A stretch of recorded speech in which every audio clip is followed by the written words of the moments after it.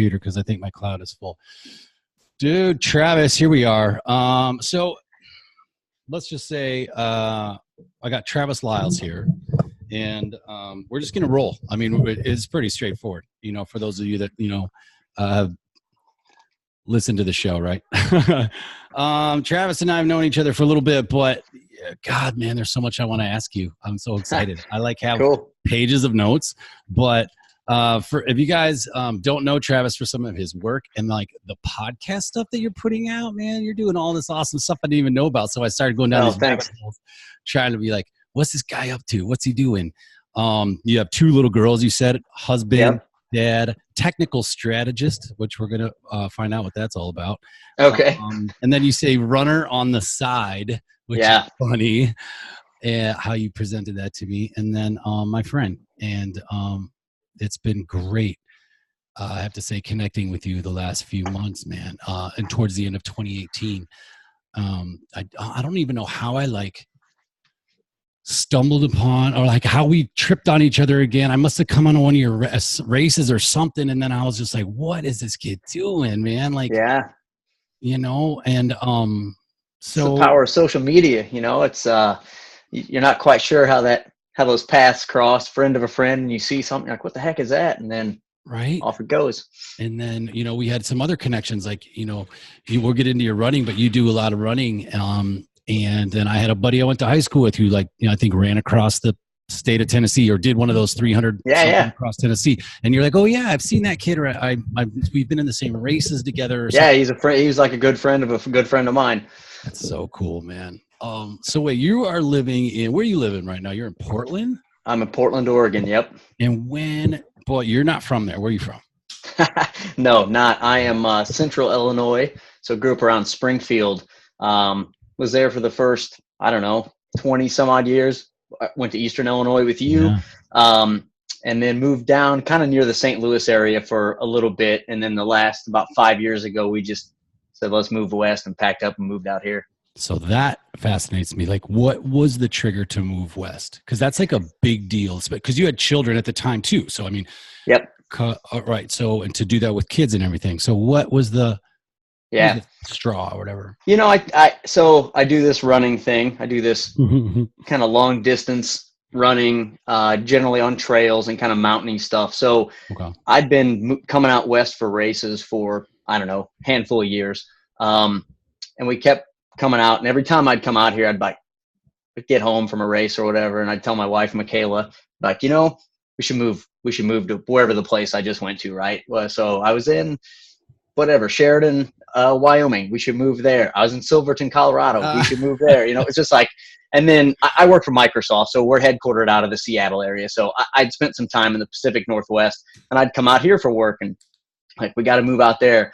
And I guess, I don't know that I wore her down, but I think she was up for a little bit of adventure. She kind of knew what she was getting into, marrying me. And we just finally, I had a job. I was talking with my old boss, and it was like, what's your next move, here at the company? And I was just like, I want to move west. That was, I feel good about the role that I have, but I, just want some more adventure. I want to be in the outdoors more. I kind of have more than I have in the Illinois, St. Louis area. And, a couple more steps along the way, got a job, and here I am. Dude, that's really cool. So I like that you go into a new city and you're like, hey, honey, guess what? Hey. Yeah. And she's like, Travis, dude, what's going on? So, I mean, you were seeking something. You wanted to change. I mean, I'm from northwest suburbs of Chicago. I was born in Springfield. I have family in Springfield. My mom lives in Godfrey, Illinois, little small towns. And so I know where you grew up. And I know that when I go back there, especially for Christmas and stuff, I'm like, Godfrey, Illinois. It's like the Alton, Illinois. It's like the town that time forgot. Yeah. It's crazy. I feel like factories or whatever, or these large companies moved out in the 70s or 80s, and then nothing came in, and there's nowhere, there's a lot of construction, some blue collar stuff. But even as a kid, I felt that I was like, man, my cousin's like, what are you guys doing down here? Come to the city. But they just don't have that, whatever that is, what made people move, to get in wagons and go out west when, you know what I mean? Yeah. That spirit. Let's go see let's see what's out there. Really? So, okay. So And you are like, you have this interesting, okay, so the technical specialist. So you have this interesting technical brain, but then you have like this athletic side to you. And a couple things. So where you grew up, like, what was your childhood like? I mean, were you like, your parents, like, what did they do? You know, like. Yep. Yeah. So my dad was a coal miner. So, I mean, Really? small town, right? So I grew up in a town of 2,200 people. Like my graduating class, we just had our 20-year class reunion. Two summers back, there's 45 of us, and one of them was my wife, right? So, so we were like, 5% of the entire class. So if we didn't show, that was a big deal. But my dad was a coal miner. He actually just retired last year. So he did that for 35 years. And then my mom actually still works, and she is in, she runs a sleep lab up at one of the hospitals in Springfield. So she does sleep science. Really? Yep. That's interesting. I think I saw you post, was it something recent about sleep, some study or something you were doing? Yeah. What's going on? I kind of, on top of the running stuff, I'm pretty into, I wouldn't call it like biohacking, but it's kind of like, look, I'm 40. I do this, long distance running. So that's not necessarily a healthy thing, right? I mean, because it's extreme, I mean, in terms of normal fitness, right? It's not necessary to be fit to do what I do. But I like to think about like, okay, how can I have better longevity? What are things that, as I'm a dad of two, I work a pretty, busy job, being working for a large corporation and have to travel sometimes. How can I do this stuff longer? How can I maximize my time doing it? So I kind of started playing around with just some ideas around sleep. And it was just a couple, like, I gave myself a week challenge, and it was basically turn off my phone at 9 o'clock, just like get it away from me, nowhere close. So I wouldn't even touch it. Even if I was like in the middle of texting, I'd just throw it away. And then, because it could wait, right? Most everything can wait. So I'm trying to really be present with that kind of thought. And then the other one was, and then I would automatically turn on the blue light filter. So sun up to sun down. So try to get myself cyclical with the sun, because that's kind of how humans are built and how our brains work. So it's still technology. I'm in technology. I have to be attached. It's just part of the life I have.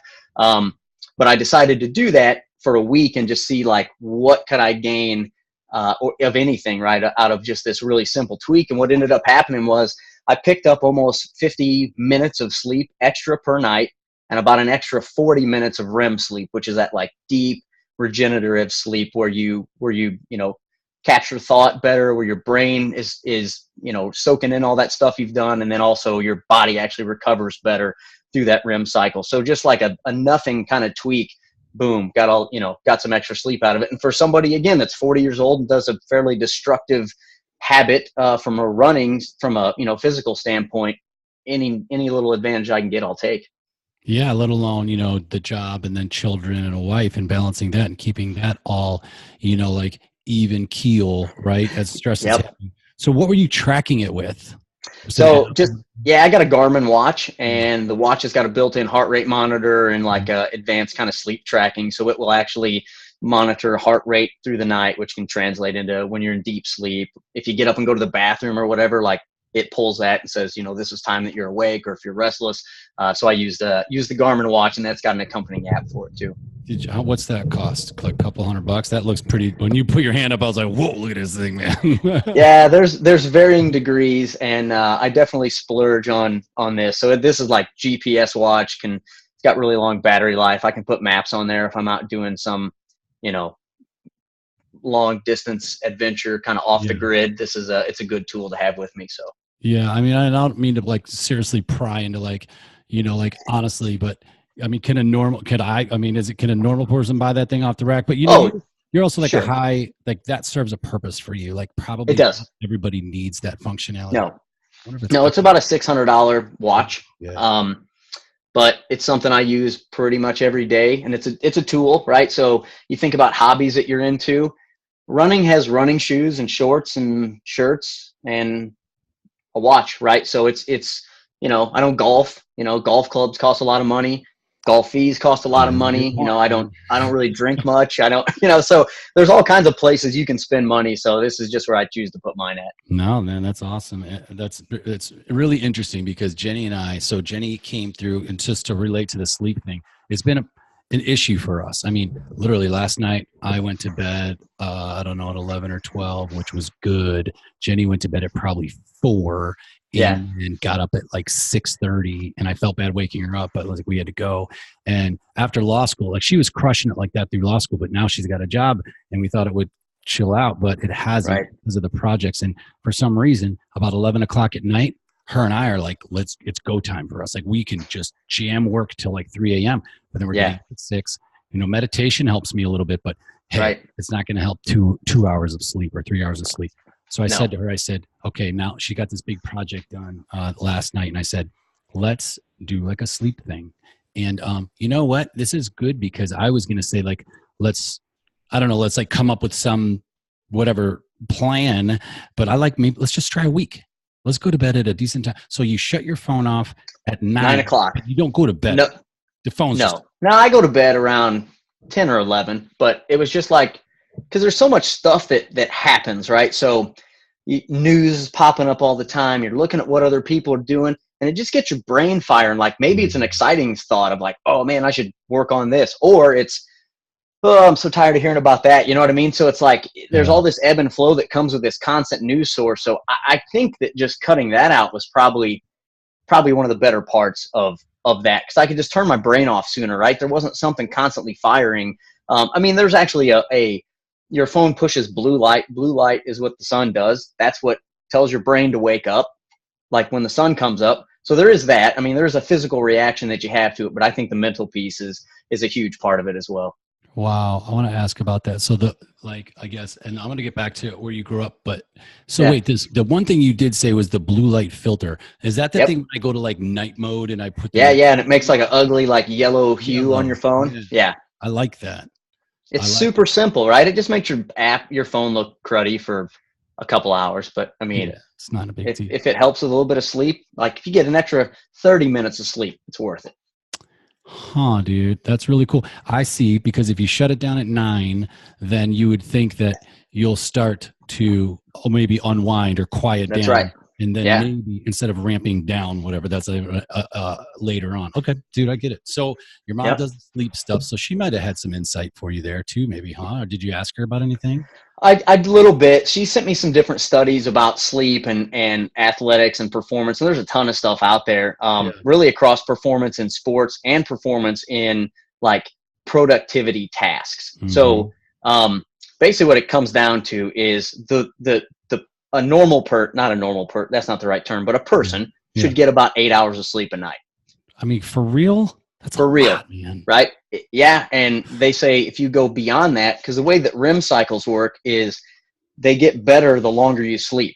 And the more REM you get, like the more your body recovers, the better you can remember stuff. So if you're like studying for a test, you think it's good to like, I'm going to jam all this in, but it's actually counterintuitive, because over time you just retain less and less, and you have to do more and more work to like keep up and remember those kind of things. So, it's a balance, right? Because again, I do silly stuff and have a family and all these other things, but you kind of have to find your things to prioritize, and their health. There's a ton of stuff that's aligned with sleeping, like weight loss, sleeping, gaining like health benefits, strength or endurance or whatever. There was one study that showed that athletes that got 10 plus hours of sleep a night, which is unrealistic, had almost equal effects of it was on cyclists that did blood doping. Yeah. So, right. I'm not going to blood dope. Really? But I can sleep. It's cheaper. I can sleep at night. So. Wow, man, that's amazing. So this is really cool, because you're this little town. You went to when you had told me a while back, you high school sweethearts, right? This girl, and you have this family. It's like an amazing story. So then you go to then brothers and sisters, or what? How's that working out? I got one sister. Yep. She still lives back there. Our family is all still back in that area. Yeah, so my sister and parents live a couple miles apart. Her mom and brother live like less than a mile apart. Our like immediate families, aunts and uncles, I mean, it's not more than a 20-mile radius. Everybody's there. So we were definitely outliers to just pack up and go come out here. Yeah. People don't leave. I mean, are you guys close? You close with your sister? Relatively. I mean, we're not super close. I mean, I love her, right? She's my sister, but you know, it's not like we're not on the phone with each other every day. It's just kind of random texts and that kind of stuff. Totally. I got one from my sister today. She's a couple years older than me. Different circles. Like, love her to death, would be there, whatever I need to do. We're just different, you know? That's it. And, and it's like, we're okay with it. I sometimes wish it was different, but, it is what it is, you know? That's right. That's cool. So, okay. So then I met you at Eastern. Let's see. I went there in 96. And so I didn't know you were 2 years younger than me. Yeah, I was 90. I came in 97 and I pledged in like spring in 98. That's right. They didn't know that we're also fraternity brothers too. That's right. Sorry. I was cover back because they're like, hey, who's this great guy? Oh, he's a friend of his. Fine, whatever. No. So yeah, I met you there. And I mean, as far as I was concerned, I was, pretty much blacked out the entire time. Yeah. I mean, I wasn't far off. So it was ridiculous. And I didn't know like what you were into. So, I mean, so you left there, a couple of things. So like, were you in sports in high school and was running part of it? Yeah. I mean, I again, small town, but I played football, which was like what you did in a small town. Yeah. I probably remember I'm not a large person, like 5'5", 130. I've been that, like they did that 10-year photo. Yeah. The same right? Guy. There's nothing like I wear the same clothes. I got all the same stuff. Just hair, right? That's kind of been my loss. But yeah, I did that and I ran track, but I didn't run long distance stuff at all, right? Okay. Just kind of 800 was about as far as I went. You liked it? Yeah, I've always liked running. I always liked the idea of it. But yeah, that was always kind of a thing, right? I was kind of quick and so that was always like I was small, but I was fast, or I had good endurance, but I never really put all that stuff together in a way that of what it is now, like of what I'm doing now. It just never really occurred to me. Right? No, that's the thing. And I should have said this in the beginning, but Travis is out here running, I think I don't know if they call them ultras or whatever, but they're essentially 100-mile races. You know what I mean? And like that, I don't think people can wrap their heads around. Yeah. That. So, okay. So you leave school and now you're working for Microsoft. Like, how did that pan out? Especially coming from where you came from? Like, what was your degree back in school? Yeah. So I actually didn't finish school. So I'm like a couple classes short. So what happened was, I love you. Oh, this is good. I got a job at a IT consulting firm right out of college. So I was focused on IT, and we ran through like these boot camps and all this like really intense training stuff, certifications, blah, blah, blah. I survived all that. I got a job. I worked there out of Springfield for. So hold on a minute. You left school without finishing. Yeah. And then you decided to like go to like another technical, or what were these boot camps or something? Like, yeah. The company that hired. So at the time, like IT consulting was sort of on the upswing. So they were bringing in basically like these small classes of like 10 to 12 people. So I went through this interview process, and then I ran through that, and then they immediately threw me into the workforce, right? So it was their like development program at the company. And I worked there for about 5 or 6 years, and I was doing all Microsoft stuff, big, large, like deployments at like major companies. So you got a brain on you. Like you have just natural, like technical brain that you could get. If somebody put you in the situation, you're going to make something happen. Obviously you must have just kind of something clicked with you. Like you got it, right? Because how do you? I'd say I'm a problem solver. I think that's probably always been, I like figuring out how stuff works, whatever that thing is. And it's probably why I'm drawn to these long distance like races as well, because they're a puzzle. But yeah, I mean, I think that's kind of my thing is I like to solve problems. So I can do that technical or business consulting, or, running a race or fixing something on the house that I've never, had to do before, and go figure it out. Oh man, I got some of those projects I don't even want to touch, but in like my mind, I'm like, man, I could do that and I should be able to do that. But then it's like, at some point you think, well, what's my time worth? And I'd rather go hang out with my son. Yeah. How many times I want to go to Home Depot? Yeah, right. And try to learn how to cut tile. That's right. Done. Madsen and I flipped the house down at Decatur. God, oh yeah, yeah. Some crazy project we got on, and actually made us money because he ran it. And that guy, Matt Madsen, is a frugal man. And that's great. Luckily he ran it because I would be throwing money out the window, and we made money. God bless him. Dude, so what happened at school? You just had too much fun? You were like, it wasn't Easily. You, I mean, you didn't know. Probably both. I mean, I definitely didn't put in the I didn't put in the effort where I didn't want to. You know what I mean? It's like, if I was really interested, I was all over it, and everything went well. And if it was like, general math, I was like, what is this? Is stupid. You know what I mean? So, like I could figure this out in Excel. Why do I need to memorize this stuff? So that kind of stuff is what was and just, too much time doing the stuff that we did.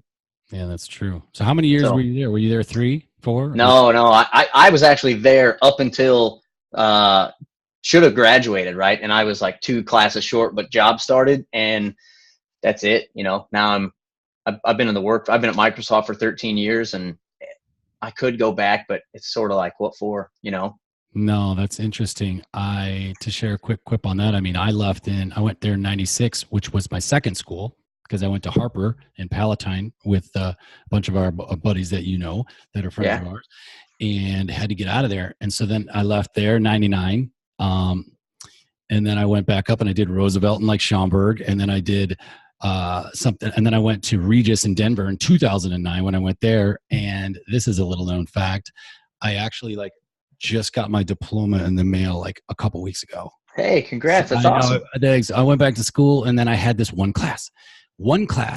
It was a philosophy class, like a 101. And they said, hey, you can test out of it. And I thought, well, okay, I'll take that test at some point. I got the Cliff Notes like in the bathroom, and I'm reading like a Cliff Notes page sometimes when I'm in there on philosophy. And I like philosophy. I was like, this is cool. Sure. So I started reading philosophy books. And then I called the school, and I went to ASU about a couple months ago, and I took the test. And it was like, you had to get like a 400 on this test, and there's nobody in the room, and it's a 3-hour test. And I got like a 407, like a 404. And this old lady, like, little Patty, is like jumping up and down. I was like, I graduated college. Oh my God. So then I submitted to the Regis, and then they're like, oh, well, that was from 2009. The degree plan has changed. You still have 5 classes. And that's right. That's not happening. I go, look, if it was a 400 level class or something, fine. This is like intro. Yeah. Come on. And then she was like, well, I don't know what to tell you. And then a week later, I get an email. She's like, I talked to the dean. Here's your $50. Pay for graduation. Congratulations. Sweet. That's great. And I was like, thank God. But it's something that, I don't know. Eastern Illinois was a sore spot for me because I feel like I just wasted a lot of time. I grew a lot there because I was from a small town. So, I was my exposure to much of anything was fairly limited. Just because it was, I mean, it's my parents didn't travel a lot. Still don't. I mean, actually they're going to Hawaii with us, which we're leaving for in the morning, but, so that I just didn't have that. I mean, my wife was sort of that thing that introduced me to, arts and music and all this sort of stuff. I was just standard guy, right? I mean, I don't know any other way to put it. And, but Eastern was good for me because I met people from different places and I just didn't have that exposure, right? So you go somewhere for where you have 200 people in your high school to 10,000 people on a campus, it just kind of expands a little bit. So the networking that I did there, I spent time doing stuff in the house, right? I was treasurer. I did some various things on Greek committee and that sort of stuff.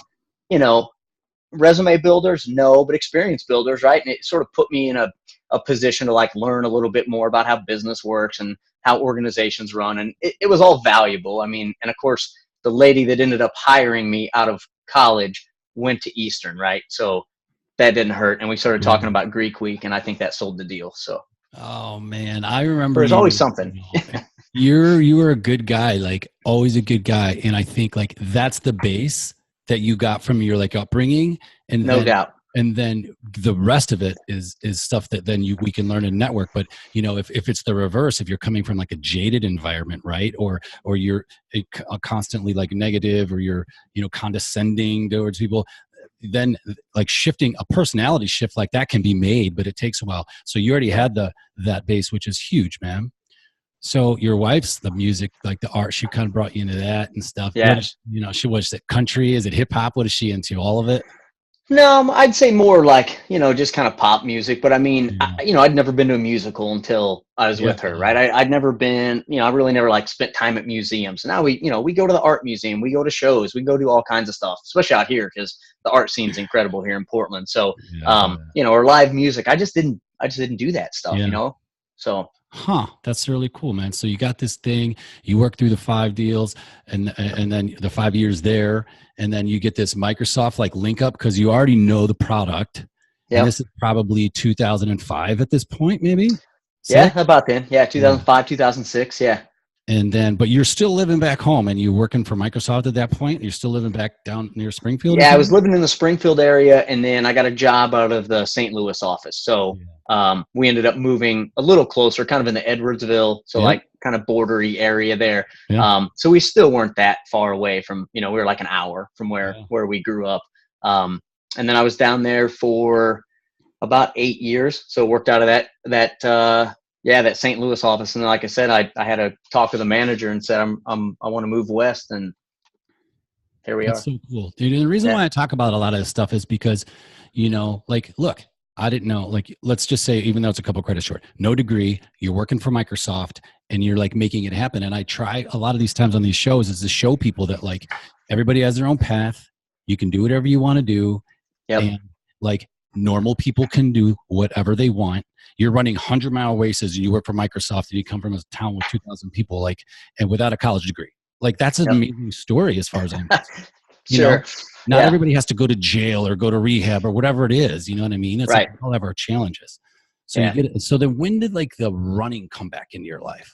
Yeah, it was so I did like powerlifting was what I like in college. I was lifting a bunch, right? So like it's we won well, I never weighed enough, never weighed enough to get on the rope.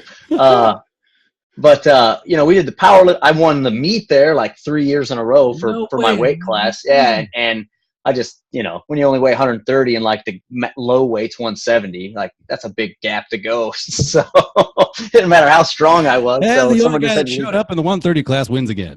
Yeah, that's right. So there was a few of us, but I even did that a little bit outside of college. So did that for a few years. Actually won a couple of meets outside of college. And then I don't remember what it was. It was just kind of a set of circumstances. Like I was watching the Hawaii Ironman on TV. I was working at a place where a guy had just run the Chicago Marathon. So I was consulting. I was over in Decatur, actually. Worked for a guy who just ran the Chicago Marathon. And everybody was all pumped talking about that. I was doing some assignment, and the guy was talking about cycling. So I just started thinking, like, this is kind of cool. Like, because when you train for powerlifting meet, your entire event is like 45 seconds, right? So you might train for 3-6 months. You go do a lift or, a squat or whatever, and that's it, right? And these other things, I thought, well, you put the time in, you actually get to like spend time doing the thing. So I like jumped into a 5K with my wife's cousin, and ran into my junior high track coach there. And he saw me, and just like I was way overbuilt for running 5Ks, and he's like, you might be good at a triathlon or something. I was like, that's cool. So it just like planted the seed. So I signed up and did a couple little short distance triathlons. Like the sprints or whatever? Yeah, like sprint distance. I did the Chicago Olympic distance. That's as far as I ever went, though. Like swimming, I sink like a stone, man. I'm not good. But I would always be like solid on the run. So like everything I lost on the swim and the bike, I could generally like make up. And then I started working for Microsoft, and my time just was shot. So it was hard to go, stay in a Hampton Inn that had a Olympic sized pool to go swim in, or take my bike somewhere with me or whatever. So that got like harder and harder, but I could always take a pair of shoes. So it just kind of started. There from sort of that piece. And then I think the side that came in on this really long distance stuff was, at the time, there was like ultra marathons that just kind of started gaining a little bit of popularity, right? Mm-hmm. Probably around the 2005 time frame. There's a guy named Dean Karnassus, and he wrote a book like Ultra Marathon Man was the name of it. So the guy that had run the Chicago Marathon that I talked to, I was like, I'm not running that. I'm not going to be some skinny runner, not interested, right? Because in my brain, the only thing I'm thinking is like these Kenyan guys, right? That's what all runners look like.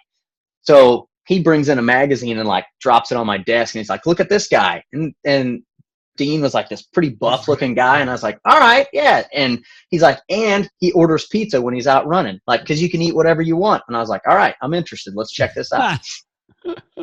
That's funny. I remember that guy. Well, they call him Breek. I think goes by Bruce, but Sung Ho Choi. He had a picture when he ran across Tennessee, sitting on a bench, and it's like he's got a beer and a large pizza, and then like next picture is him like knocking it down and then going on the run. I was like, that's right. Yeah, he's probably shredding calories like crazy. It doesn't even matter. Obviously, you can get away with some silly stuff like that.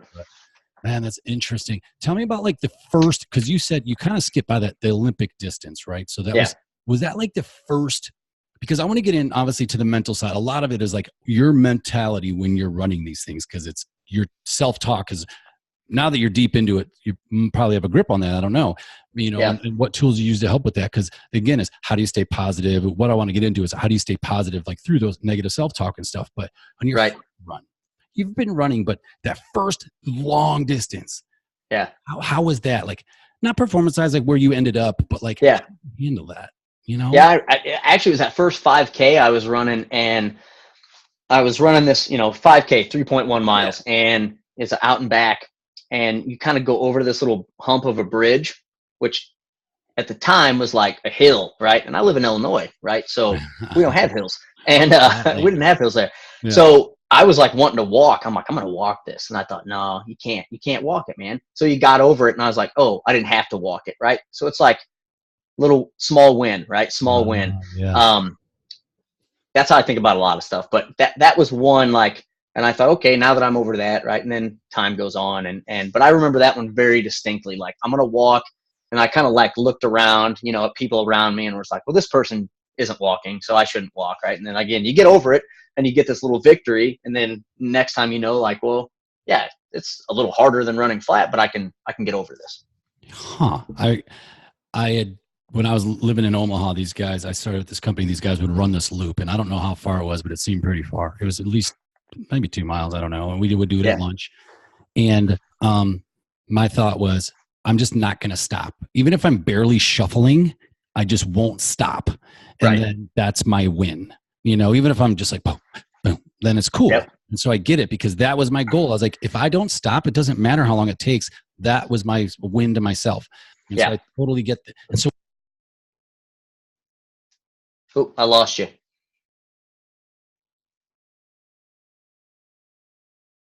Oh my God. There it is. Gotcha. Okay. Yep. So even I was saying, like, even to this day, is that how you focus through the race, like to get to the next point, or to get? It is. Yep. Yeah. And I mean, so I guess for some context, right? So you mentioned 100-mile races. I'll kind of give a little bit of a spectrum there. So generally these races, the ones that I do, there's all kinds of them, right? So ultra marathons are kind of made up of, let's say, 5 common distances. You have a 50-kilometer race, which is 31 miles. So it's anything longer than a marathon. Marathon's 26.2. Ultra marathons are anything over. So 31 miles is kind of your, let's call it entry level.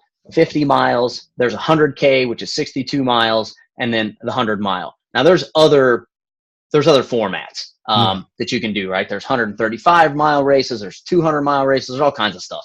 But those are kind of your general rule of thumb, just like 5K, 10K, half marathon, marathon. That's sort of our analogous there. So the races that I tend to do, regardless of the distance that I'm covering, again, 50K up to 100-mile, they're generally like off-road, so they're trail races. They generally have some sort of, so it's, roots and rocks and dirt and mud and crossing over streams.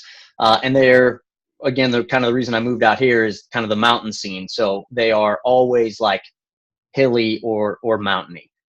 So for example, the last 100 I did was out in Sheridan, Wyoming, which is not too far from like Yellowstone. So you know what that kind of terrain is like out there. So it was a 100-mile race with like 19,000 feet of vertical gain, and topped out at just under 9,000 feet above sea level. So there's like additional sort of things that make it tough, just beyond kind of like I'm covering this distance. Wow, dude. So many things. So many things. You know, you had sent me a link a while back. I was looking through back some of our notes for the show, and you sent me a link from that Goggins, that David Goggins, right? Yeah. And Yep. this was a while back. And everything you've sent me, I've gone through. Like you sent me the book, The Obstacles to Way. That's And cool. I immediately listened to the entire thing about Stoicism, which I really, Yeah. really like a lot. That's a great book. I think it's character building Stoicism in general. And so if anybody's interested in something like that, you know, as I heard a quote recently that actually now plays right into that is and is like, I'm a good man, but maybe I'm like bad at like being a man. You know what I mean? It's like I'm a good man, but I could be bad at like being a man. Like I heard somebody say, and I thought that's really interesting. Like Yeah. it's okay to be a good guy, but like, are you like being like good at being a guy or being Right. a man is? I thought the interesting take, and I think Stoicism kind of plays into that, right? Right. And something that then I ask you, because it seems as the mental game is easy for you. I mean, maybe it's the way you deliver it to me, but like, what's your biggest difficulty when you're running? Maybe it's not mental. Maybe, you know, it's funny. That David Goggins one, I threw that at you. He's got, you said it earlier, right? I don't have addiction issues. Yep. It's not something I've ever fought. Like my parents are still married. Yeah. I'm still married. Like I'm happy. You know, I don't have necessarily that. And I use that as part of it. It's like, I'm basically paying money to suffer, right? Because these things are hard. I mean, I've gone like that last 100-miler I did. I got altitude sickness. I was like dry heaving and sick for like the whole last 50 miles, but I finished the thing. Wow. And it's just, but it's a privilege. It's a privilege to do it. You know, that doesn't mean that it's not hard, because it is. Every race, I'll swear it off. I'll never want to do it again at some point, but some moment during that, it'll be an incredible moment, or I'll get to the finish line and I'll forget all about that other stuff that went on. But yeah, I mean, from the mental side, I like I said, I don't have any of those like deep, dark, like stuff, you know, that's driving me. It's just it's the appreciation of my body allowing me to do these things. It's being able to kind of move through, you know, nature and in a relatively fast way and see a lot of cool stuff. It's the appreciation of having a super supportive wife, you know, and family that supports me and, you know, is into me doing these kind of things. Yeah. That's kind of the big driver, you know, and just the sense of accomplishment. I mean, it feels good to do something huge. I mean, that's, oh my gosh, that's it. I got to put something like this on, and maybe this is the thing for me, because I don't know, like I was an athlete coming up. And, yeah. I enjoy movement. I enjoy watching people move, like, and the way people handle themselves. Even if my team loses, if there's a good play, right? It's like, oh, that was awesome, right? Like, right. He did it. But like the mundane, like working out thing, I don't know. But if I was gearing for like a race, a good buddy came out here and did a race recently, and I saw him, you know, kind of watched him online, and I thought that could be up my alley, where it's more like, not like a Spartan type thing, but something a little more meaty. Not that that's not I haven't touched it. So no, I know what you're saying.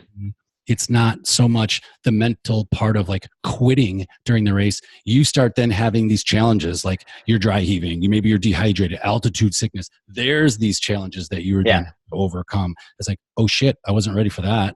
Yeah. Like, because you talked about when we first started talking, I asked you about that race you were doing, the Pacific Coast Trail. Pacific Crest Trail. Right? And you're like, man, I want to go back and do it again, because this thing's like 300 and some miles, isn't it? Yeah, it's 458. And so there's a little movie I was in. I remember. And we were trying to set a record crossing the state of Oregon on foot faster than anybody had done it before. And I ended up with an injury about halfway through and had to drop. So I think I got in 210 miles in like 4 days. So I had to drop. I stayed on. I helped my buddies cross, and they ended up, you know, finishing the whole thing. So it was cool to be a part of it, but it was not how it was not the vision I had for my role. My role was to finish the whole thing on foot, like alongside or, you know, whatever. So this year for my 40th, I went back to where I dropped, and I finished the last 240 miles. I remember you saying that. Was this the one step at a time thing you said? That was that movie. Yeah. Yes. Yeah. So, man, that's amazing. So this is not something that you like run the entire time. No, run is sort of a, I mean, I'll put it this way, right? If it's flat or downhill, I'm probably running. But if it's uphill, we're hiking. But we're hiking fast, you know. So, you think about like walking around. You might walk around at a 20-minute mile. Yeah. I'll finish a 100-mile race running anywhere from 12 to 15 minutes per mile, right? And the clock never stops, right? Yeah. So eating, going to the bathroom, tying your like that stuff's all accounted in for it. Sure. That's a good clip. Yeah, it's because moving. You think of the terrain. You know what I mean? It's not like you're on a flat road. You're like out there, and like so there's sleeping involved in these things because they're 3 days long or 2 days. You know, in the 100-mile races. Well, the 100-mile races, there's no sleeping. There's no sleeping. No, I mean you could, but the clock always runs. But yeah, the thing that the 240 miles that I did this summer, it was 5 days back to back to back to back. So got up, started, did 40 miles. My dad was out there, which was awesome. He like moved ahead to a pre-designated spot to camp, had camp set up, met him, slept, ate food, slept, got up in the morning, breakfast, fueled up again, took off, right? Yeah. They rolled up again, went another like 50 miles, same setup, and then just did that until we hit 240. So it was like 5.5 days of at about 45 miles every 24 hours is basically what I averaged. Man, how do you like fuel on a race like that without eating processed crap? And I know there's good processed crap too, right? Like, yeah. But how do you, not having like scrambled eggs and like an avocado or something, like, I don't know, like how do you so one of the things that I mentioned kind of the, I don't know, geek hack, like body science stuff. Yeah.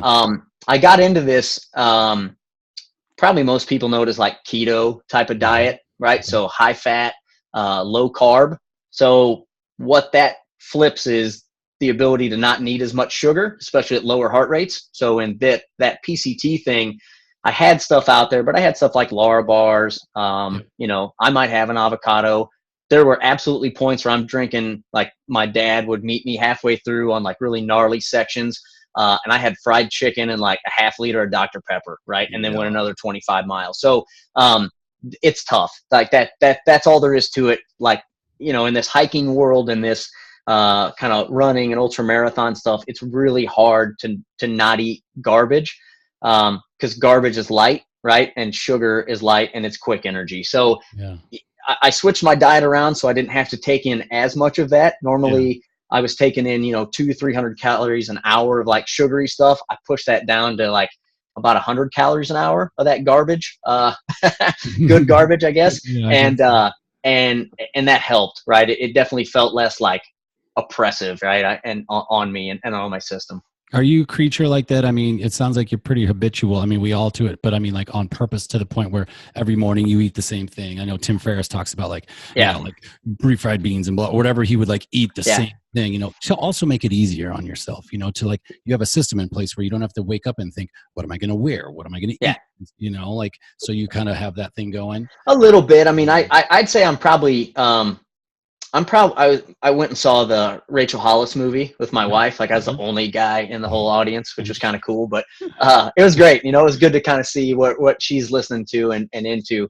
But she had that same comment, right? Like everybody, and that performance book, the audio book that I sent you, they talk about it too. Like everybody has these routines and whether you're talking about Steve Jobs or Bill Gates or, of course that's tech stuff, but Mark Zuckerberg, like, they all have these very specific clothing, that they wear. And it's because that's not a decision they want to make. And there's actually science behind, like, there's only so much critical thinking you have the capacity to do. So take as many decisions out of it as you can, right? And that leaves you more room for critical thinking. I would say from a habit standpoint, I'm probably more of a macro habit versus a micro. And what I mean by that is like, I run 6 days a week, 5 to 6 days a week. I just do that. It happens when it happens. Sometimes it's in the morning. Sometimes it's at night. Sometimes it's in the afternoon because I had a meeting called off, but I get that done, right? So hitting, 10 to 12 hours of running is pretty staple for me per week. I have a diet that I follow, right? It's, good fats, lots of veggies. That's pretty much it. And I don't really have a cadence necessarily where they are, but I get them in. You know what I mean? So I have these sort of patterns that I follow, but they're not like I get up every day at 5 o'clock and I eat a handful of blue. I don't do that. Yeah. But again, it's sort of I have patterns for sure, but they're definitely more kind of macro. And I think a lot of that is I feel like even with running, if I get too regimented with it, it feels like work, and I already have a job. This is really good, because I talked about this on a video I did yesterday, I think, because Jenny and I now, I feel like we've come through a lot. We've really come through a lot, and then her going back to school, and then us having a child and fitting this into our lives, and however we play that out. Well, I desperately want to be like, I get up at 5:30, I do my journal, and then I do this, and then I do that, and I do that. And as much as I'm trying to make it fit, it doesn't always work. And then I get down on myself because it's not working. And then I thought, but why am I trying to fit like the peg into the hole? Why don't I just let it happen into my life where it happens into your life? Like now I kind of do my videos when I get to work or on my way to work, or I'll record like an audio thing. Or when I have time, I'll do it instead of putting the pressure on to say, damn it, I didn't get up at 5:30 again. Damn it, I didn't get up at 5:30 again. Like, maybe that's just, so yours just, I like your system of saying like, I'm going to run today. It might be at 5:30 in the morning or at 5:30 in the evening. But it's or 9 o'clock at night after everybody's in bed, It's going to happen. So I think that's for people listening. It's like, cut yourself a break. If you want to do something during the day, then do it at some point. Don't feel like because you didn't get up in the morning that you already lost it, and I know, well, I don't work out at night, or I don't work out during the day. I can't sleep, whatever, like you'll figure it out. That's it. That is really, I think, at least in my time of doing the stuff that I do, I found that we all want the blueprint, right? We want how to run your best 5K. And I want it, right? And running's an easy one to do. Again, this I'm stealing this from the Rachel Hollis movie, but it's like, if I'm going to run a half marathon or a marathon, I first have to be able to run 1 mile, and then 2 miles, and then 3 miles, and 4. But if you and I get the same magazine that's like how to run your best 5K, you're starting at a different place than I am. So that plan doesn't work, right? Yeah. But you and I, we're reading the same thing. Or, hey, Einstein only slept this much a night. Okay, well, I'm going to do that. Well, who says that you're, tuned to that? Maybe you're a night owl, maybe, or a lark, maybe an early morning, or you're an owl, you're someone that stays up late. We're all sort of built different, man. And we diet or workout or whatever. We're always looking for like, give me the thing that's going to give me the now result. And it just doesn't work, right? It doesn't work like that, because we're all so just different, from ancestry to habits to stress levels to whatever. It's a hard thing to do, to like, okay, I'm going to do what works for me, because that's tough, right? Because it takes time. It takes experimentation to figure out what works for you. No, and I still haven't settled. I don't have it figured out at all, but I just know, like, I got some core things that I manage pretty well. God, that's so good. And I think about Einstein. So you're saying, oh yeah, I slept 4 hours a night. Well, you don't know how many years it took for that, like, even to be his thing. Yeah, maybe he slept 4 hours a night at the end of his career, but like, he wasn't like that the entire time. Right. And I'm a big proponent of what napping. Right. Yep. I use meditation. I do 20 minutes a day. I'm trying to do it twice a day, but I don't know. I haven't implemented that yet. So maybe I'll let that go, because that's another thing I'm trying to implement, but I like it. Sometimes you just meditate. Sometimes I'm really creative and I just have so many ideas. Sometimes I sleep, and that's okay, right? That's right. Because that's what you need. That's right. I think I need to put that into my life and say, let it be what it is. But so like, if I want to journal, it doesn't have to be at 5:30 a.m. except my creativity between 5 and like 8, 9 a.m. is just on fire. Like, I'm up and I got some sleep, I'm really good then. Sure. That's when I would go in Chicago when I was writing music a lot with a producer. I would always write in the mornings, and we came up with our best work. Man, this is great. So tomorrow, you said in the morning, you're flying to Maui, Hawaii. It's in Maui, right? It's in Honolulu, so in Oahu. Yep. Oahu. And it's the Hurt 100? Correct. And what's this Ohana? What's that mean? So that is like the spirit of their race, right? I think it's like friendship and family. It's kind of all these races, on top of sort of the difficulty. So this is like, you're like running in a jungle. It's there's roots that are like 1.5 feet tall. It's it's a silly one, right? So it's graduate level. I haven't probably been this nervous about a race in a while. Really? You're nervous right now? Like not right this second, but like you're nervous. What are you nervous about? Yeah. I mean, it's just tough. It's a hard, like on What? paper, it's one of the hardest races in the US, you know? So what's the difficulty? Because it's wet probably, and it's wet, right? It's hot, right? I'm leaving Portland, Oregon. That's like gray and like 40 degrees all the time to 85 degrees and muggy. And you'll probably go through about 3 different ecosystems, I would imagine, right? Yeah, it's got like 24,000 feet of vertical gain. So I mean, it's just like up and down and up and down and up, and it's just a nasty race from a difficulty standpoint. So, is this a team thing, or are you by yourself? No, like this just is a me. solo mission. Yeah, and, I mean, there's support out there, right? So it's a race, so it's a sanctioned event. There's like aid stations every 5 to 7 miles or so that you get to, you know, run into and refill your water and grab something to eat and that kind of stuff. But it's not a team event. Wow, man, this is really cool. So you're nervous. I'm excited for you to be nervous because all this entire time you're almost saying like how easy these races are mentally. They're not. No, they're not. I mean, there's a practice to it. I'm kind of joking, but there's a practice to what?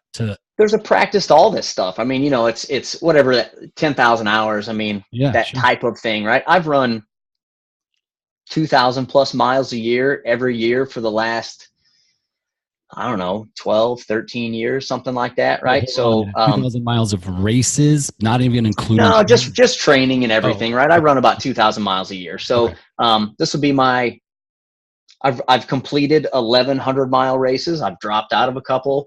I've probably ran 50 official ultra marathons, and the number of times I've been over that distance, just even in training, is probably in the hundreds. So here's the thing. Like, I know I can complete the distance because I've done it enough, right? Yeah. Now, you don't take it for granted because, again, there's a lot of factors in the race. Sometimes you just feel like crap that day, right? It could be anything.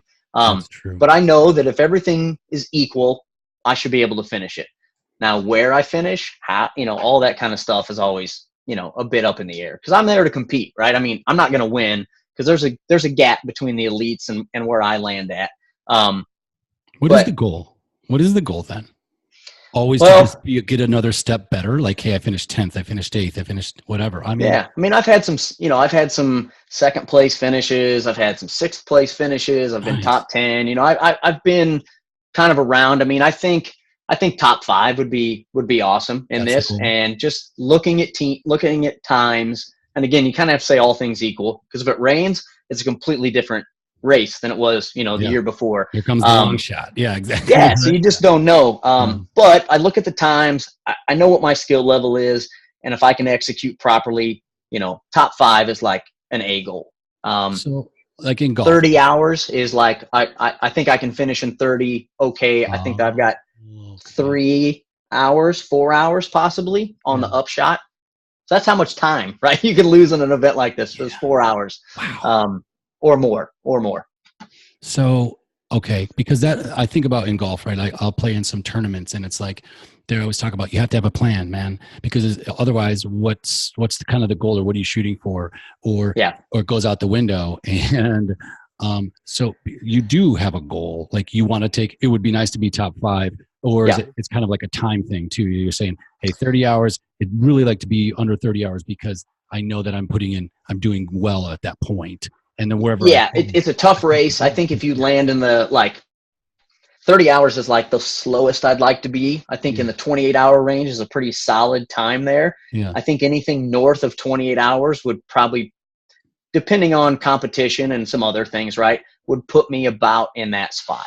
Okay, so talk about this. Do you listen to music when you do this? Or is this just in your head?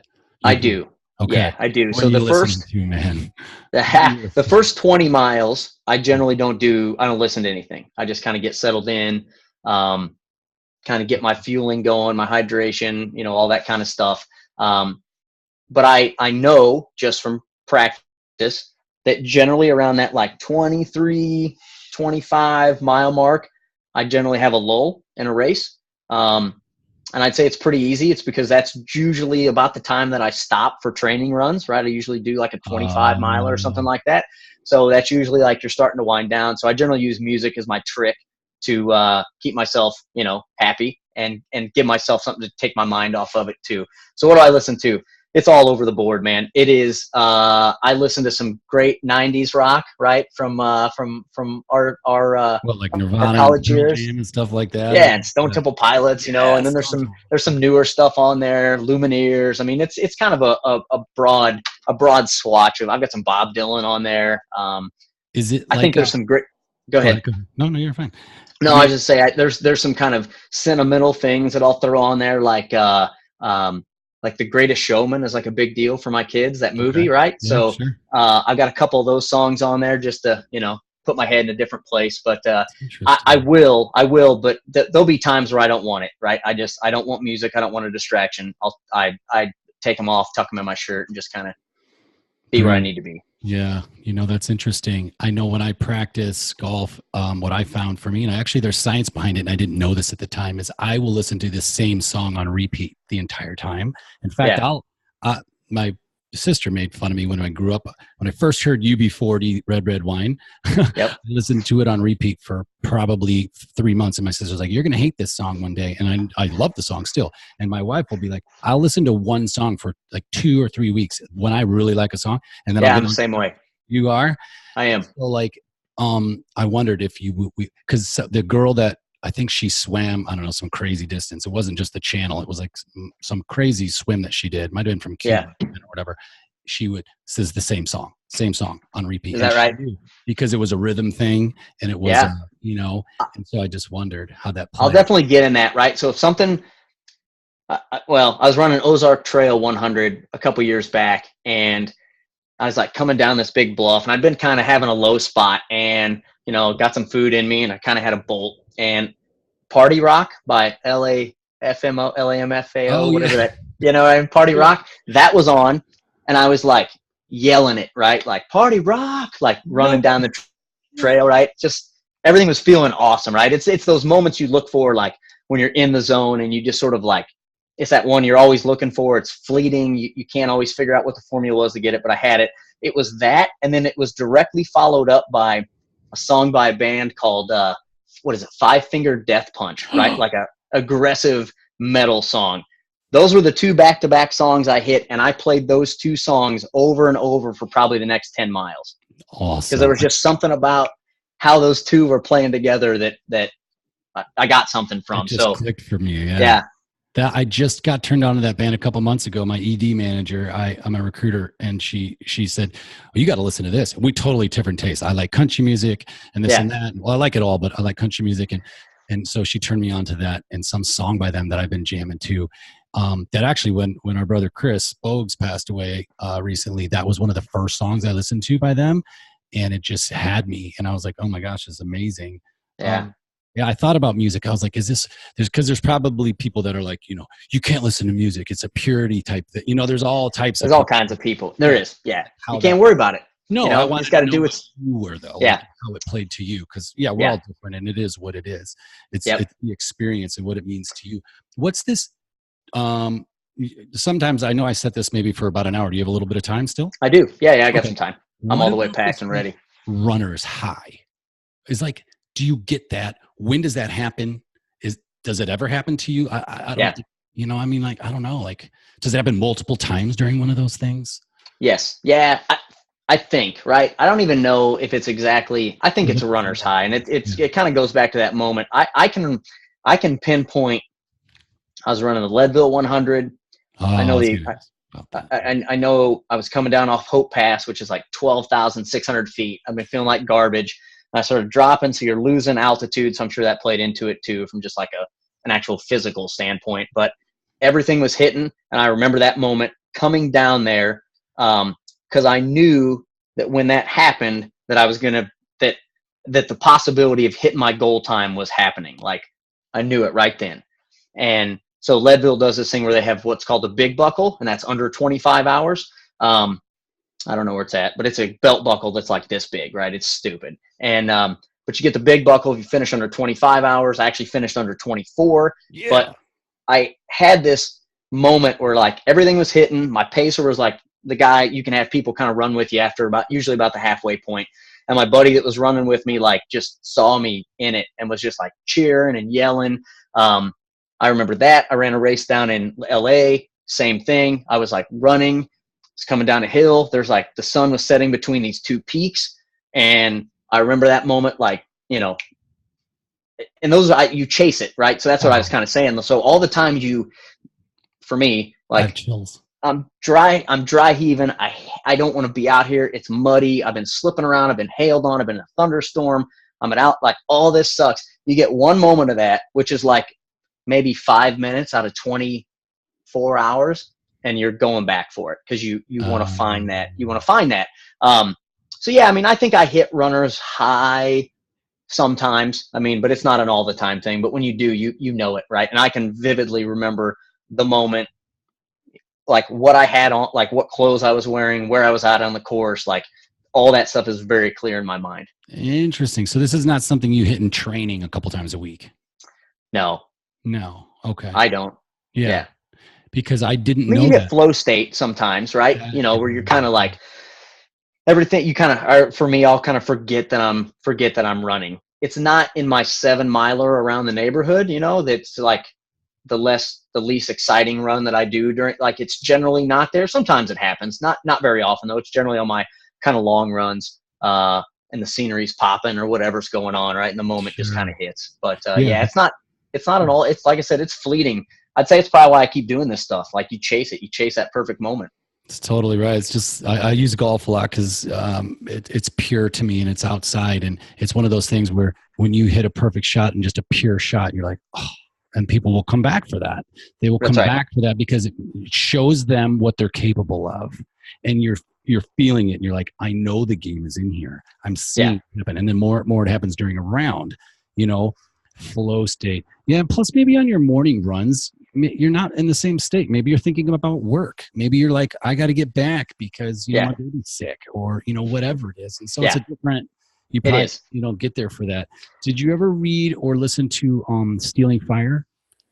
I've not, Oh, it's that guy. I'm going to get his name wrong. I'll look it up. Maybe Jamie Wheeler. And then this other guy where they, Silicon Valley guys talking about flow, and they're all about flow state. And, you know, these guys are talking about how, and there are people out in Silicon Valley that, you know, are micro dosing on like LSD, right? Yeah, to, like, I have heard of that. Not feel it, but like get the creative, you know, when they're writing code and all this stuff. And how when they interviewed like the new, might have been Apple CEO, how they took him to Burning Man. And I don't know if they gave him anything, but essentially it was like, let's see how he handles like this situation. It was actually like a job interview, right? And I think Stealing Fire, man, you will love the book. Okay, that's cool. I'll remember that. Because it's in your space too, you know. That's awesome. Dude, you know what? I was looking back through some of the stuff. My favorite text of all of last year was this. You said to me, oh yeah, dude, sorry about the texting. I'm hiking on a treadmill in an altitude room. And I thought, what the hell is he doing? What's an altitude room at? Where's that? Like, is it at your gym? Is it a specialty thing? I look back, I was like, that was the coolest text I got last year. Was like, sorry, dude, I'm on an altitude. Yeah. So, so, you know, I do high altitude stuff sometimes. Yeah. And we have a gym in Portland that is an altitude room. So it will simulate high altitude environments. So everything from like 8,000 feet to like 16,000 feet, which, and you walk in there and the door shuts and like you immediately, you know, if you've been to Denver's 5,000 feet, right? So you're doubling what it feels like there and sometimes tripling what it feels like there.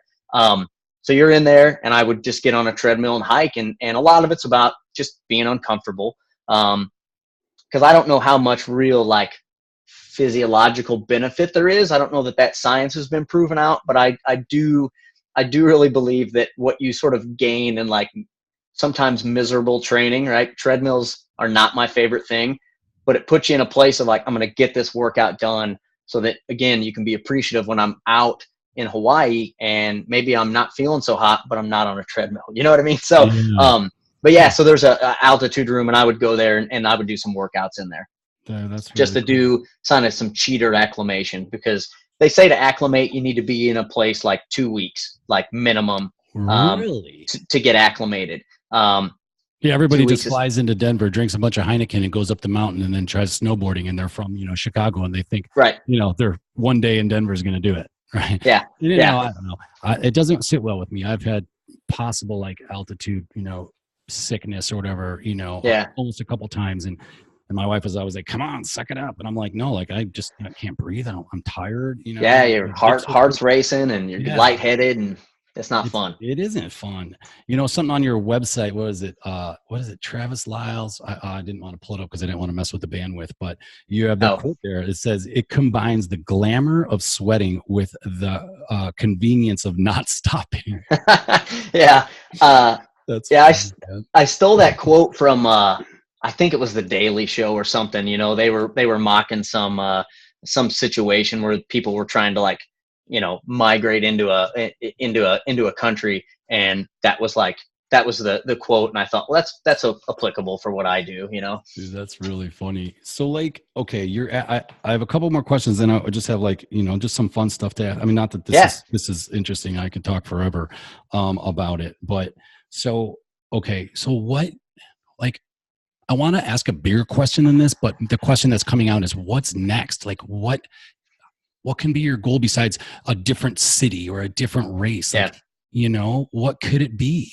I mean, it's a good question. I mean, I'd say one of the serious shit, man. You're doing serious shit. So go ahead, sir. This is this next race, probably the last two races that I've done have been step ups, right? So this Bighorn race that I did out in Wyoming, I probably didn't think about it that way, but I mean, it's like a real deal mountain race with like moose and like bear sighting. Like I saw a moose. I didn't see any bear, but like big game, right? Stuff we didn't ever have to worry about in Illinois, right? You had deer. So that's a real factor here. That was, and I mean, high altitude, I'm hailing, I'm caught in a thunderstorm at like 8,000 feet. The clouds are right on top of you. Like it presents new dangers and kind of, which is exciting, right? But it's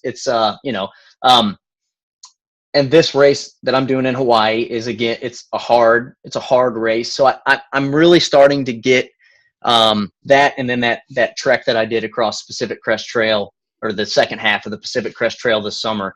I'm really getting into that kind of thing, right? So it's less about being fast and running like my fast 100-miler, and it's more about completing like these really rugged, difficult ones that require patience and like grit and strength versus just kind of a raw running talent. To me, that's a pretty cool thing. So I've been eyeballing some like harder things as the year goes out. So actually there's a race out in Arizona that's super tough that I'm looking at. It's like remote, nobody's out there, it's super small. And I'm also thinking about more of this multi-day kind of stuff. So, the state of Washington's not too far away. I've got thoughts on, breaking that up into a couple week sections and not crossing that whole thing. And so, yeah, I mean, the bar goes up, I think, in terms of what I'm comfortable sort of doing more of. This big outdoor, big mountain scene, it's still pretty new, right? I've only been here 5 years. Okay. I grew up in Illinois, right? We didn't have that, we didn't have big peaks and that kind of stuff. So that sort of backcountry thing is really interesting. I love being out there. And I did a pretty good chunk of it this summer and really got a good vibe from it. It felt like I was doing 45 miles a day. I felt like I could have just kept going, So anyway, I think it's the gritty, like difficult stuff that I kind of dig. I like that. And also it's like the accomplishment, like you had said earlier, but you're saying like now, like it's not so much about running this like crazy fast time. It's about saying, I've knocked that out. Like I've run across that volcano. Like I'm, doing things like, what about has like running across the, United States ever played into your brain? One of those things? No, and I think I do have a limit, right? So, and just in desire is really what it comes down to. Like this summer, being away from my family for 6 days, it's kind of a lot, I mean, that's a lot for them to deal with. I was, super, lucky and fortunate to have a wife that like knew it was eating at me that I never got this thing done. Mm-hmm. And she wanted to see me check that box, right? And get the whole state Quit of Oregon talking covered about up. it already and go do it. Yeah, get out of here, right? So it was my 40th birthday, so I said for my 40th, I'm going to go get this thing done, But that was a long, that's 6 days away from my 2 kids and missing out on stuff. So maybe longer, like later, once they're out, and I got a 3-year-old, so I got some time before this. But hiking the entire Pacific Crest Trail is really interesting. I mean, that thing goes from border of Canada to the border of Mexico.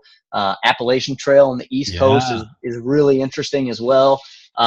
So I think some longer trail stuff is probably in my future, but farther out. I mean, I still have not perfected these 100-mile things. So again, you're always searching for the perfect race. They don't exist, but man, you can get close sometimes. And just like your golf shot, you want to go back and do it again. But they're such big events, you can't do them like back to back, right? I can't do 100, and if it doesn't go great, go turn around and be like, okay, I took in too much salt, or I was dehydrated, or I didn't eat enough. Let's go do one next weekend. Like, at least for me, I'm pretty beat up, for weeks. So you're pretty destroyed afterwards. So it's not something you can just like turn around and go knock out another one in most cases. Yeah. What's usually downtime between about a month between races, maybe 6 weeks or something? Or I only do about 100 a year for the most part. Oh, okay. I do some other distance stuff, like you mentioned going like, I'll go around, been around Mount Hood, like circumnavigated that, been around Mount St. Helens. Those are kind of adventure things that I'll throw in there. And then I'll do some shorter distance races as well. I'll probably do 200s this year just because I'm doing one in January. Usually they're a little later, June, July, August timeframe. So I'll probably get 2 in this year just based off of doing one so early. No, man, that's cool. Like, keep us posted, because I know I was on your site and you had that tracker, and then you had sent me the thing for Maui. You're like, hey, if you want to geek out, like follow me, you should. And that's why I wanted to have this call before you went, if it wasn't too much, to get in the way of prep, because I was like, hey, it would be cool to, talk to you beforehand, kind of watch you, and then, catch up with you, in a few weeks and just talk to you about how it all went and, the prep and stuff like that. What about supplements? Like, are you a supplement guy? And if so, like, what are you using? Yep. Like, yeah. So I mentioned that kind of high fat, low carb diet. I eat a lot of, like organic grass, like meat and that sort of stuff I do grass fed, I do organic, and I'm living in Portland, right? So that is easy access here. A lot of veggies, fruits. That's kind of my staple stuff. I don't do much on the grains side, but I get a majority of, kind of, because I have a fairly clean diet, I don't have to supplement a bunch, but I still do a little bit. So I do a multivitamin. Who's it by? I do. Yeah. First Endurance. It's called Multi-V, and it's just one that doesn't make me feel buzzed. I have a very like easy reaction to like anything stimulant. So I drink coffee, but anything outside of that, vitamins or medicines, I don't do well with them. So I tend to like, I got to be pretty choosy. I do vitamin C. I do vitamin D because I live in the Pacific Northwest and we don't get a ton of sun in this time of year. And then I do vitamin K because vitamin K sort of helps absorb vitamin D, and I do fish oil. Huh.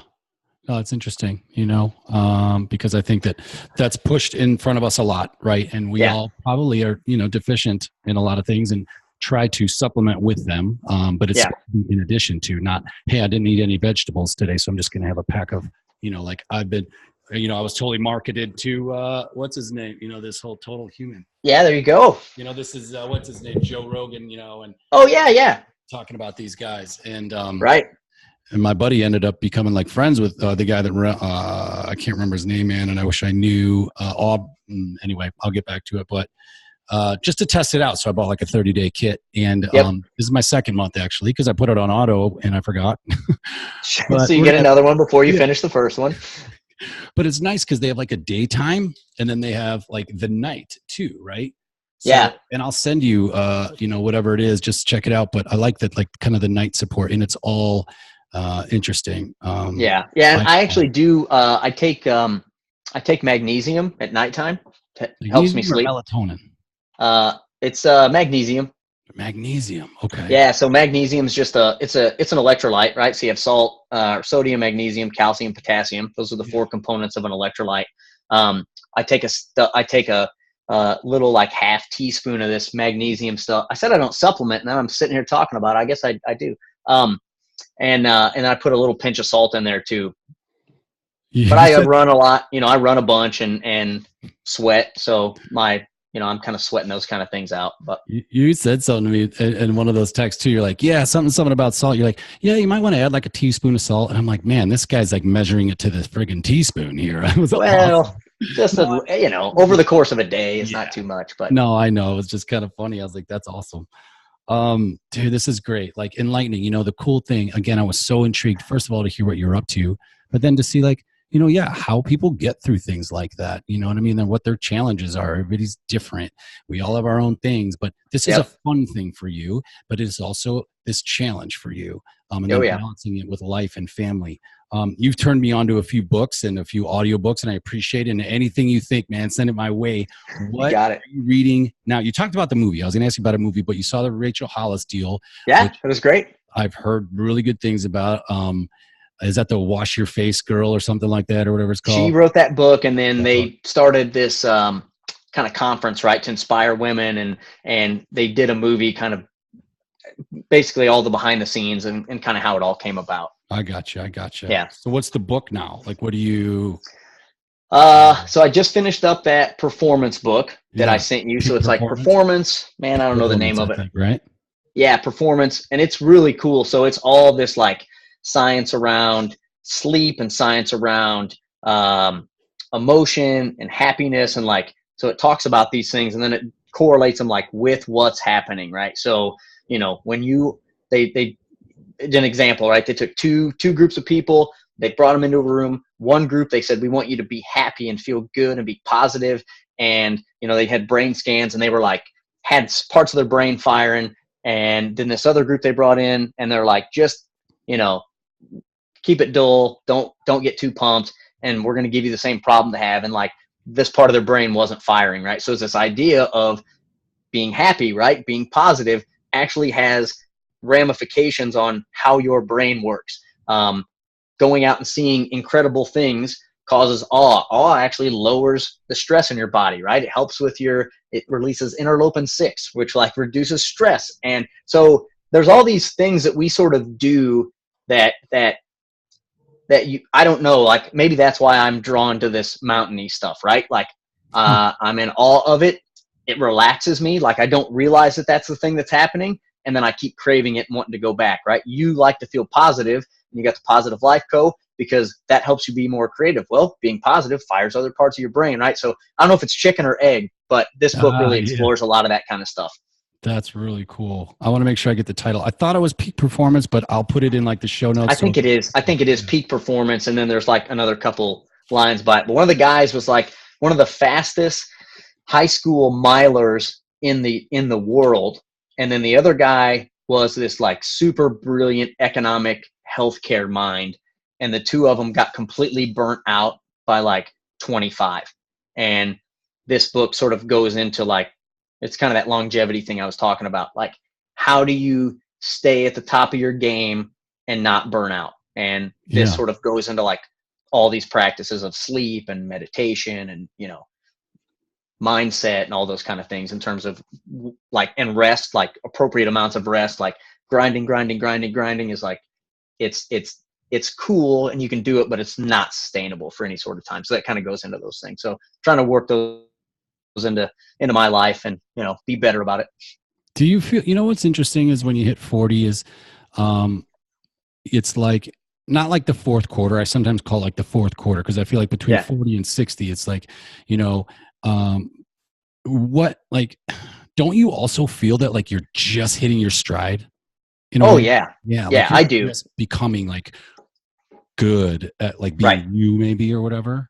Yeah, I do. It's just a number, but I mean, I'm in really good shape. I'm not gonna lie about it. I spent a lot of time on it, so I still look good. I feel good. I'm probably as healthy as I've been, and like I took last year. That's kind of what my podcast that I did was this idea of like, okay, I'm turning 40. What are some like things that I can do to health wise, like, be better? What are some things, right? I'm going to experiment with diet. I'm going to experiment with sleep. I'm going to experiment with training differently. I'm going to experiment with mobility and stretching. And like, so all these things I kind of did, but neglected. I really concentrated on, and then like, made it a thing to kind of record it and throw it out there. But yeah, I agree with you with what you're saying. It's we're going to live a long time, right? So there's a lot of work ahead of us, right? I got a 3-year-old, you got a little guy I just saw 2. So we got a lot of living, so we got to do it right. No, man, it's right. And that motivation's beautiful. I love being a dad. I didn't know, I always wanted to be a dad, but I didn't know what it was going to be. And I'm like, now my whole thing is, how do I not work as much so I can be with him, because I want to be the coach and the teacher and the, that for him. Because I consider myself a bit of a Renaissance man, and I want to impart that on him, art and music and science or whatever. So what's the podcast called? Like, because I saw it and get ready for this. It's called Liles Trials. So it's my name, right? Yeah, Liles Trials. Such a good name, man. And so on there, like, also the other thing I'm going to talk about. So I'll put that a link if people want to check it out. And then like the tracking, like if we wanted to like watch you, follow you on some of your races, that's on your website. Is it the same? So that tracking thing was actually specific to the Pacific Crest Trail. I actually wore a device. It's actually an SOS like safety device, because you're kind of in the middle of nowhere, but it has the ability to track. So I had that for that event, so that won't be live, but the website that I sent you, that Hurt 100 live tracking, it won't be a map, but it'll say like, here's Travis, he's finished 20 miles, 40 miles, 60 miles, 80 miles. So what time does the race start, and what's the time difference for let's say California? We'll just play off that. Yep. Yeah. So it is a 6 a.m. start, and Hawaii time is 2 hours behind California. Okay. So it'd be, 8 o'clock this time, 10 o'clock Central. So 6 a.m. on Saturday? Correct. Cool, man. Well, I'm going to be checking in to see how you're doing, and then we'll follow up with you. But man, I mean, there's still so much I want to get into. On these, I like to start like where you kind of grew up and some of the challenges you've had and how you were raised, to see then how this came into your life. And I mean, we didn't even talk about Microsoft, and like, I'm sure people want to hear about that and what you do, because I don't even know what you do. Right. But for me, it's, and this is all about me here because it's my show. No, but it's all about like makes sense. Performance and like how we get the most out of ourselves without taxing ourselves so hard, because I want to do 100 things. I have notebooks all over here with goals and right. But how do you focus, and then how do we get that done with also giving our families the things that they need and still giving ourselves the things that we need? Right. Yep. So, yeah. That was a big topic actually in that Rachel Hollis movie, and it was like, you kind of get your house in order, which and that means a lot of things, but get your house in order, get your body in order, right? So there's these sort of core tenets that you do, and then you do one thing, and and if it's write a book, if it's do a podcast, if it's I'm going to be an awesome parent, right? It's like find that thing and concentrate on it, but you can't do it if everything else is in, disarray. And I was thinking about that, after watching it with my wife, and it's like, for me, the sort of fitness thing, like I've done it for so long, like it's a practice, so I think that comment you made of like, it's not make it sound easy, but like, it's not a big deal. It is a big deal, but I've done it for so long. I have an expectation of what it is.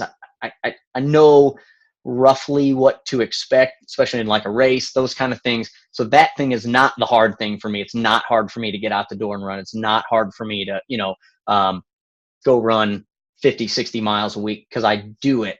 It's hard for me to do is get my garage clean, right? But I need to do it,